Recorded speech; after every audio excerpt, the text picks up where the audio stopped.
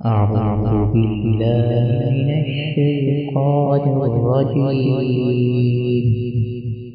بسم الله الرحمن الرحيم. يسألونك عن الأهلة قل هي مواقيت للناس والحج وليس البر تأكلوا الرزق من الظهور ولكن البر من التقوى وأتوا البيوت من أبوابها واتقوا الله لعلكم تفلحون وقاتلوا في سبيل الله الذين يقاتلونكم ولا تعتدوا إن الله لا يحب المعتدين واقتلوهم حيث ثقفتموهم وأخرجوهم من حيث أخرجوكم والفتنة أشد من القتل ولا تقاتلوهم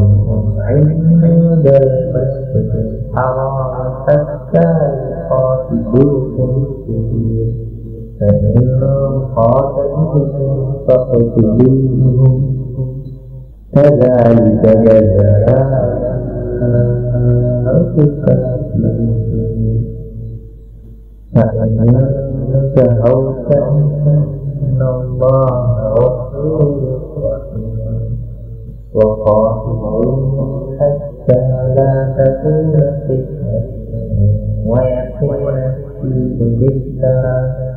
فإن انتهوا فلا عدوان إلا على الظالمين الشهر الحرام والحرمات قصاص فمن اعتدى عليكم فاعتدوا عليه بمثل ما اعتدى عليكم واتقوا الله واعلموا أن الله مع المتقين وأنفقوا في سبيل الله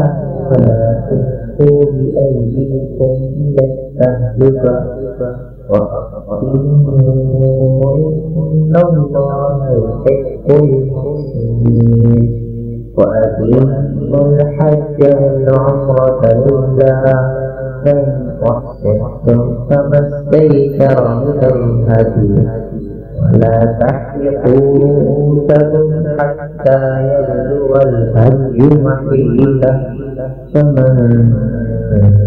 كان منكم مريضا أو به من رأسه ففدية من صيام أو صدقة أو نسك فإذا